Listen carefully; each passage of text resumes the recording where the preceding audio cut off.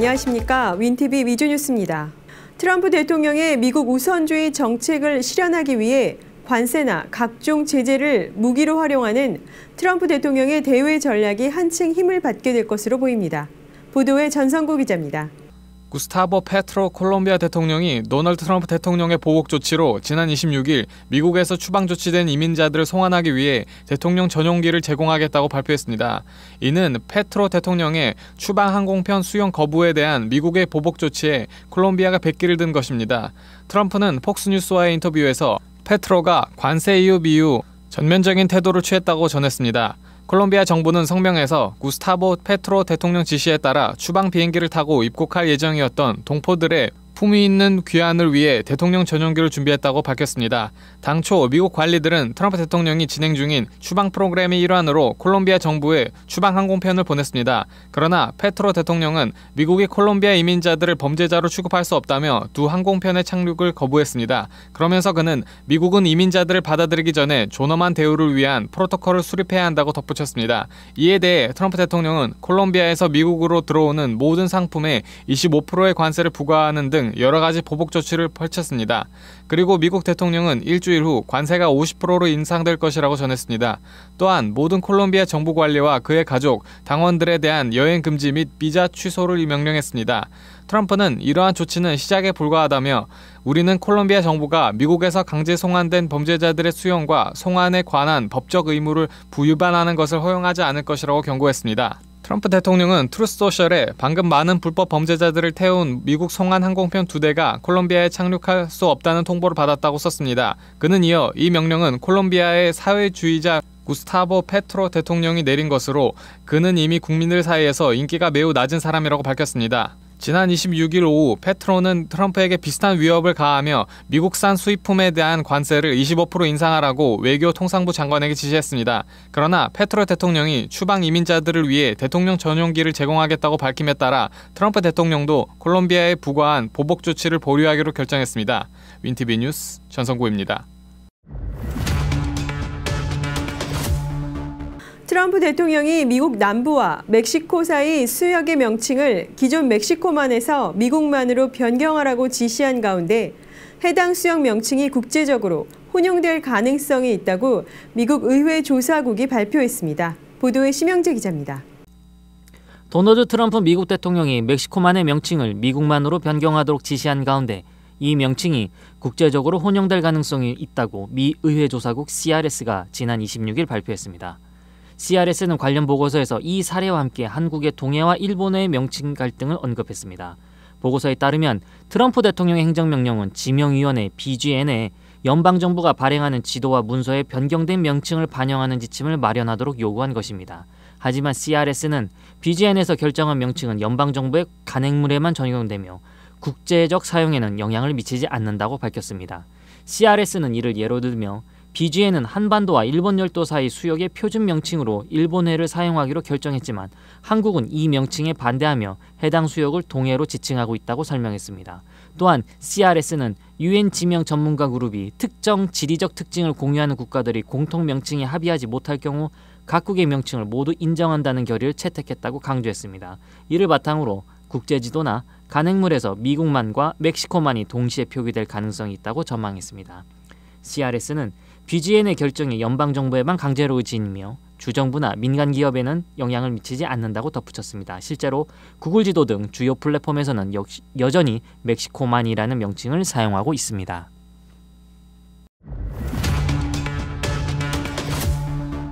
트럼프 행정부가 불법 이민자에 대한 강제 추방을 시작했습니다. 추방에 놓인 이민자 중에 11만 명은 한인으로 파악됐습니다. 보도에 김승재 기자입니다. 도널드 트럼프 2기 행정부가 불법 이민자에 대한 대규모 추방을 본격화하면서 현재 미국 내 추방 위기에 놓인 이민자가 약 1,400만 명에 달하는 것으로 나타났습니다. 이 중 약 11만 명은 한인으로 추산됩니다.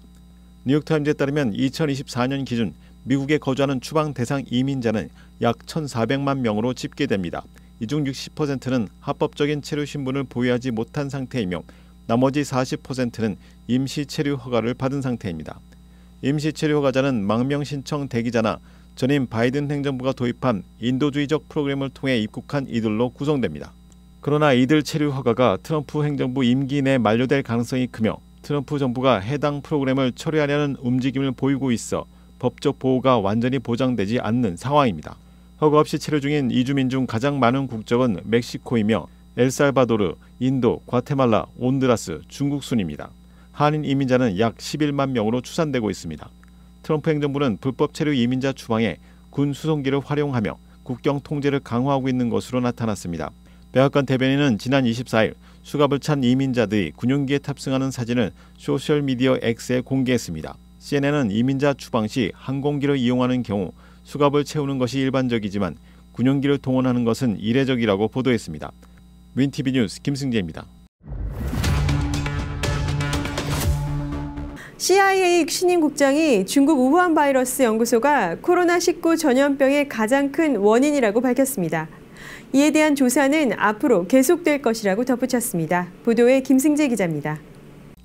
존 레클리프 신임 미 중앙정보부 CIA 국장은 지난 26일 인터뷰에서 중국 우한 바이러스 연구소가 코로나19의 기원이라는 것을 공개하기로 한 결정은 미국 국민들에게 CIA의 투명성을 향한 첫걸음이라고 말했습니다.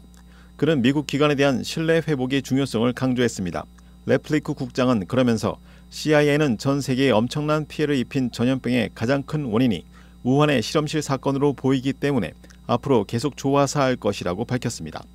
현재 CIA가 우한 바이러스 연구소에서 진행된 연구가 바이러스에 직접적으로 기여했을 수 있다는 실험실 유출 인원 중심으로 조사 중인 것으로 알려졌습니다. CIA 대변인은 인터뷰에서 현재까지의 보고를 토대로 볼 때 코로나19 팬데믹의 기원이 자연적 기원보다 연구 관련일 가능성이 높다고 말했습니다. CIA는 연구소 기원과 자연 발생 기원을 모두 예의주시하며 조사하고 있다고 전했습니다. 2020년 바이러스가 전 세계로 확산되면서 많은 사람들이 코로나19가 자연적으로 발생하는 병원체라고 했지만 보건당국의 고위 관리들은 그렇지 않다고 주장했습니다. 레클리프는 CIA 분석을 공개하는 것은 정보기관과 법집행기관에 관한 미국인들의 신뢰를 회복하려는 트럼프 대통령의 노력을 뒷받침하는 방법 중 하나라고 말했습니다. 레플리크 국장은 이어 미국인 100만 명을 포함해 전 세계 수백만 명이 사망하고 3억 4,500만 명의 미국인들에게 어떤 식으로든 영향을 미친 팬데믹의 진원지가 어디인지 공개되지 않은 채 5년의 세월이 흘렀다면서 사람들은 일자리, 집, 건강, 사업 등 그 모든 것을 잃었다고 덧붙였습니다. 윈티비 뉴스 김승재입니다. 오바마 전 대통령 부부의 근거 없는 이혼설 루머가 확산됐습니다. 보도에 전성구 기자입니다. 최근 소셜미디어 사이에서 오바마 전 대통령 부부 이혼설이 나돌고 있습니다. 미국의 뉴스위크, 펜라이브, 이코노믹 타임스 등의 언론사에서 보도한 내용에 따르면 버락 오바마 전 대통령과 미셸 오바마 전 영부인은 이혼했으며 오바마 전 대통령은 현재 인기 시트콤 프렌즈의 배우 제니퍼 애니스턴과 만나고 있다는 것입니다. 이 소식을 보도한 언론사들은 이 같은 소문이 소셜미디어를 통해 회자되고 있지만 루머가 사실이라는 증거는 전혀 없다고 보도했습니다. 사실 이는 새로운 루머도 아닌 것으로 전해졌습니다. 지난해 가을 애니스톤은 지미 키멜 쇼에 출연했을 때 이에 대한 질문을 받기도 했습니다. 피플 매거진은 미셸 오바마가 애니스톤으로부터 남편을 빼앗겨 배신당했다고 보도한 바 있었습니다. 타블로이드지는 지난해 애니스톤과 오바마가 서로에게 집착하고 있다고 전했습니다. 애니스톤은 지미 키멜에게 이에 대한 이메일과 전화를 많이 받았지만 화나지 않았고 타블로이드 보도는 절대 사실이 아니다라고 분명히 말했습니다. 제니퍼 애니스톤은 오바마 전 대통령을 만난 적이 있었지만 정작 자신은 그보다 오바마 여사와 더 친분이 있다고 밝혔습니다. 오바마 부부는 지난 17일 인스타그램에 미셸 오바마의 생일을 맞아 저녁 식사를 하는 모습을 담은 사진을 공유했습니다. 해당 사진에서는 부부가 테이블을 사이에 두고 떨어져 앉아 팔을 길게 뻗어 손만 잡고 있었습니다. 오바마 전 대통령은 내 인생의 사랑 미셸 오바마에게 생일을 축하합니다 라고 썼습니다. 그러면서 당신은 모든 방을 따뜻함, 지혜, 유머, 유아함으로 가득 채우고 그 모습이 멋져 보입니다. 당신과 함께 인생의 모험을 할 수 있어서 정말 행운입니다 라고 전했습니다. 오바마 전 대통령 부부의 이러한 루머는 최근 공식 석상에서 남편인 오바마만 모습을 드러낸 것이 원인이었다는 지적입니다. 지미 카터 전 대통령의 장례식과 도널드 트럼프 대통령의 취임식 때도 미셸 오바마는 보이지 않았습니다. 윈티비 뉴스 전성구입니다. 위스콘신주 옥수수밭에 시신 유기를 도운 아버지가 징역에 처했습니다. 보도에 심영재 기자입니다.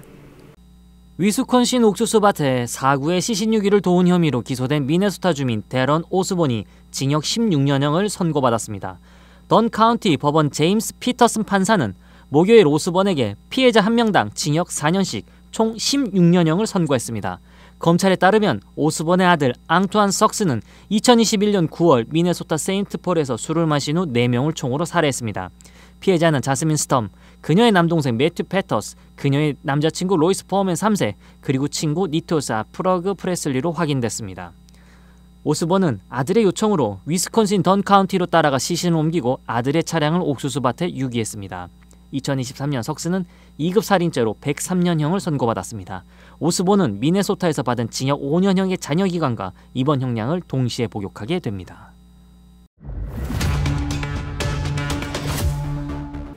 이번 주에 스타벅스의 텀블러를 가져가시면 무료 리필을 받을 수 있습니다. 회사가 직접 운영하는 스타벅스 프랜차이즈가 이번 주에 유리컵 혹은 개인 머그컵을 가져오는 고객에게 리필을 해줍니다. 이번 주에 한해서 고객이 매장 내부에서 주문을 하면 세라믹 머그컵에 음료를 담아주며 혹은 유리컵이나 개인 머그컵을 집에서 가져올 수도 있다고 스타벅스 측은 밝혔습니다. 매장에서 머물 동안 이 컵을 이용해 리필을 받을 수 있습니다. 또한 크리머나 우유, 설탕류 등을 자유롭게 음료에 첨가할 수도 있습니다. 사측은 돈을 내고 음료 등을 사는 고객이 최우선의 대접을 받게 된다고 밝혔습니다. 시카고 로컬 뉴스입니다. 하늘종합복지관에서 시카고 한국전통예술원과 설날 콘서트를 성황리에 개최했습니다.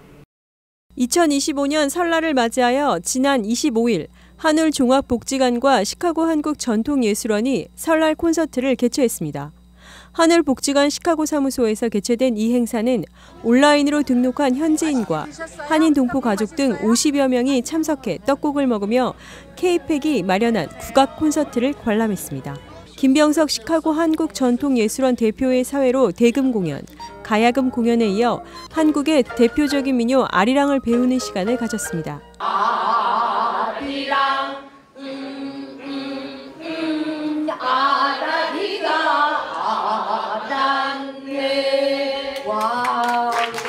이어진 장고 공연과 풍물단의 하이라이트인 사물놀이를 통해 설날 콘서트는 큰 박수갈채를 받았습니다.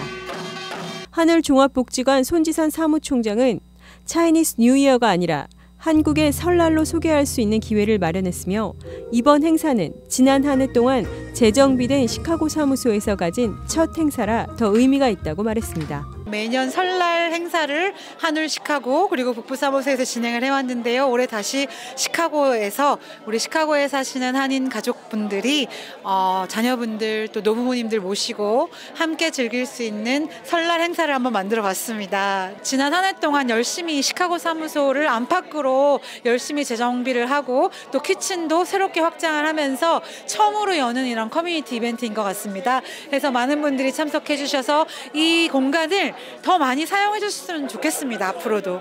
한편 어린아이들을 위한 놀이공간에서는 윷놀이, 제기차기, 딱지치기, 공기놀이 등을 체험할 수 있는 기회도 마련돼 다채롭고 유익한 시간을 보냈습니다. 중국 뉴이어처럼 여겨지기도 하는데요. 이젠 저희들이 설날이라는 이름을 쓰면서 한국의 전통을 소개하는 행사에 많은 2세분들 또 외국인분들도 많이 관심을 가져주시는 것 같습니다.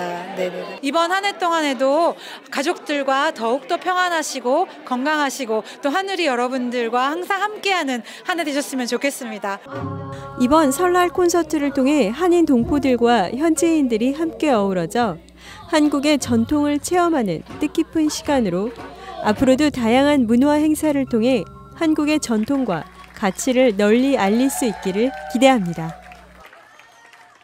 뉴스를 마칩니다. 시청해주신 여러분 고맙습니다.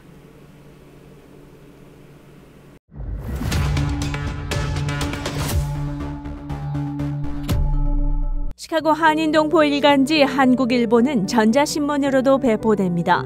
시카고 한국일보 무료 신문은 가까운 한인식당이나 마켓에서 볼 수 있습니다.